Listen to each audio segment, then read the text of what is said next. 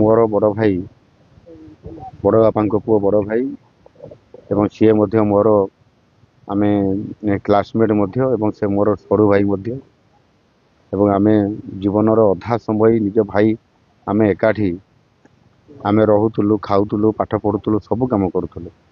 ସେ ମୋର ଅତି ପ୍ରିୟ ଥିଲେ। ତାଙ୍କର ଆଜି ଦୁଃଖଦ ଦେହାନ୍ତ ହେଇଯାଇଛି ଭୁବନେଶ୍ୱର କ୍ୟାପିଟାଲ ହସ୍ପିଟାଲରେ। ଗତକାଲି ରାତିରେ ତାଙ୍କୁ କାର୍ଡ଼ିଆକ୍ ଆରେଷ୍ଟରେ ତାଙ୍କର ଦେହାନ୍ତ ହେଇଯାଇଛି। ଆଜି ମଧ୍ୟ ଅନେକ ଗୁରୁତ୍ୱପୂର୍ଣ୍ଣ କାର୍ଯ୍ୟକ୍ରମ ଥିଲା ମୋର। ବ୍ରିକ୍ସ ସମ୍ମିଳନୀ ତ ଆସନ୍ତାକାଲି ଅଛି ଏବଂ ଆଜି କ୍ୟାବିନେଟ୍ ମିଟିଂ ଥିଲା। ଏସଡିସି ମାନଙ୍କର ଗୋଟେ ଟ୍ରେନିଂ ପ୍ରୋଗ୍ରାମ ଥିଲା ୱାର୍କସପ୍ ଏବଂ ତା ସହିତ ମଧ୍ୟ ଆହୁରି ଅନେକ ଯେଉଁ ମନ୍ତ୍ରୀମାନଙ୍କ ରିପୋର୍ଟ କାର୍ଡ଼ ଉପରେ ମଧ୍ୟ ଆଜି 2 ଜଣ ମନ୍ତ୍ରୀଙ୍କର ରିପୋର୍ଟ କାର୍ଡ଼ ଉପସ୍ଥାପନା କରିବାର ବି ଆଜି ଅବକାଶ ଥିଲା। କିନ୍ତୁ ଭାଇଙ୍କ ଦେହାନ୍ତ କାରଣରୁ ସକାଳୁ ରାତି 2ଟା ପାଖାପାଖିରେ ତାଙ୍କର ହଠାତ୍ କାର୍ଡ଼ିଆକ୍ ଆରେଷ୍ଟରେ ସେ ଦେହାନ୍ତ ହେଇଗଲେ କ୍ୟାପିଟାଲରେ ଏବଂ ସକାଳୁ ତାଙ୍କର ପୋଷ୍ଟମର୍ଟମ୍ ପରେ ଡେଡ୍ ବଡ଼ିକୁ ଏଠି ଅଣାଯାଇକି ବର୍ତ୍ତମାନ ତାର ଶବ ସଂସ୍କାର କାର୍ଯ୍ୟକ୍ରମ ଚାଲିଛି। ତାଙ୍କର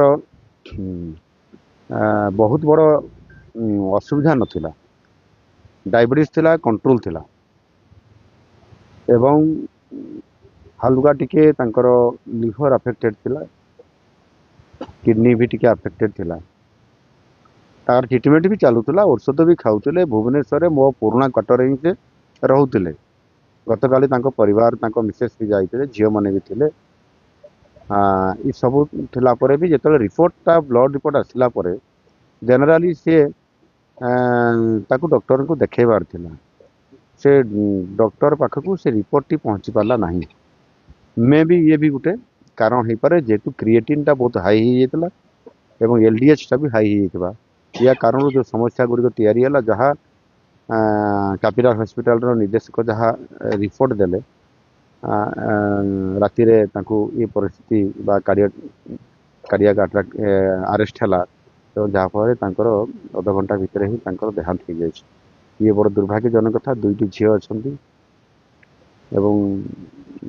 गोटे +2 पास कर गोटे 5म 6ठ श्रेणी बोधे पढ़ुची।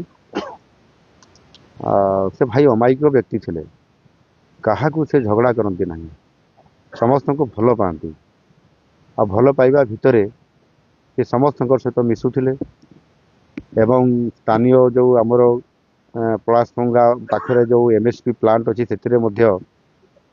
से निजुक्ति पाई चाकरी करुले लंबा समय धरिक एवं ड्यूटी करती एवं निजर परिवार कथा बुझंती। ये सब सत्य भी भगवान कौन इच्छा थिला ये तो अलग कथा, किंतु तांकर काली राति डेथ हो जाइए एवं आज शव संस्कार करने मोर समस्त कार्यक्रम को मुझे बातिल करी गाँ को आसी।